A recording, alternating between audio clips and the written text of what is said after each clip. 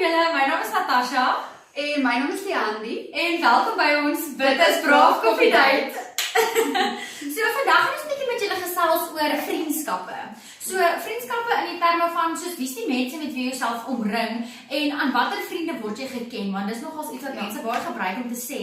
En ek onthou, as mens terugdink aan skool het altyd verskriklik baie groepies gehad of klieks waarin mense verdeel is, kan ons maar sê. En dan as jy as 'n persoon behoort het aan 'n kliek, mens word eintlik gelabel volgens die vriende wat jy het. So al ken iemand nie jou as 'n individu nie, die groep waarby jy inskakel is dan nou hoe mense verwag jy as 'n persoon is en jy as 'n individu is en so.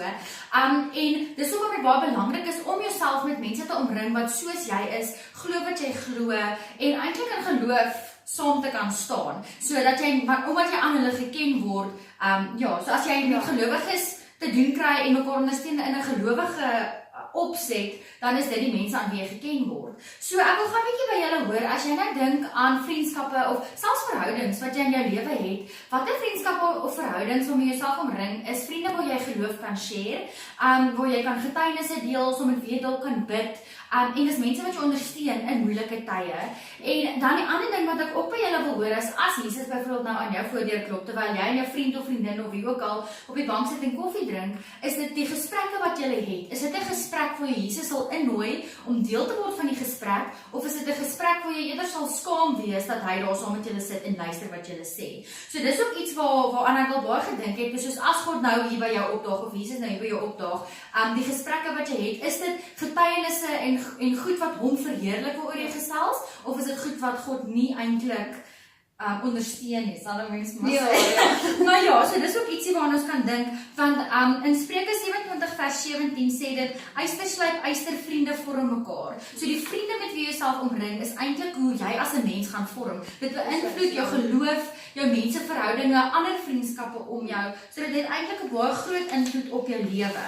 So, dan wil ek ook net bietjie vir julle noem, baie mense sê, in die moeilikste tye is dit juist die tye wat jy kan sien, wie jou ware vriende is. Nou, ons as 'n gesin is die laaste ruk ook nog eens deur 'n moeilike tyd, gesondheidsgewys, en ek het toe besluit om 'n boodskap te stuur aan baie van die vriende en die mense naby aan ons, om saam met ons te bid, en saam met ons in te staan in geloof, en oor hierdie saak dan nou saam te bid, want gebedskringe is so kragtig.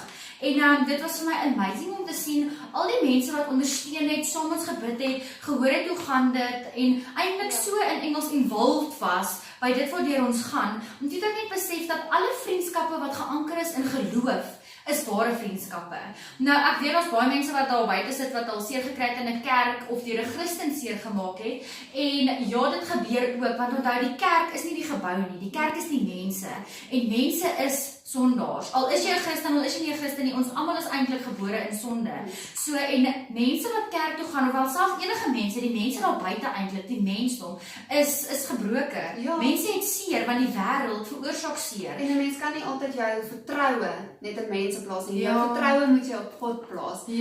Mense, ons gaan mekaar in die steek laat. Dit is nou maar so omdat ons sondaars is. So jou vertroue moet in God wees, nie op die mense nie. Ja, en as jy op God vertrou en in God vertrou, dan sal God die mense oor jou pad stuur om jou by te staan in hierdie moeilike tye. So ja, ons is baie jammer as jy dalk al seer gekry het in geloof en so, maar moenie laat die mense jou verhouding met God beïnvloed nie, want dit gaan nie oor die mense nie, dit gaan oor God.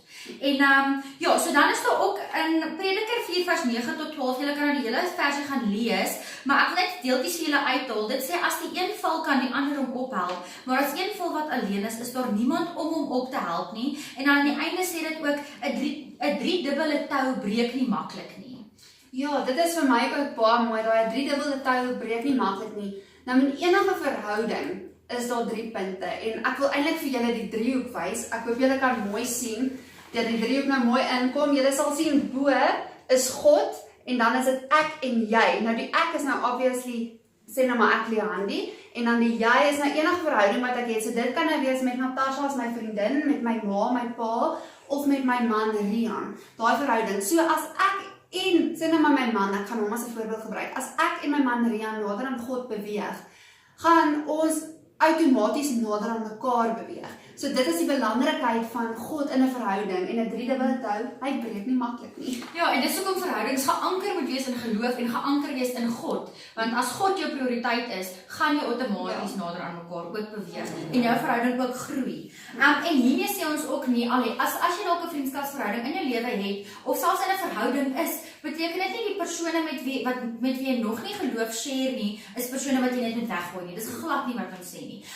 Dis juist vir daai persone wat ons dan net voor moet bid. So die groot verantwoordelikheid dan is gebed. Is om te bid vir daai persoon, gebid dat God daai persoon se hart sal aanraak, die saadjie vir hulle sal plant, dat jy oop sal wees, maar ook daai persoon oop sal wees vir dit wat God vir julle sê, vir dit wat God se wil is, vir dit wat God wil hê in julle lewe en in julle vriendskap. Maar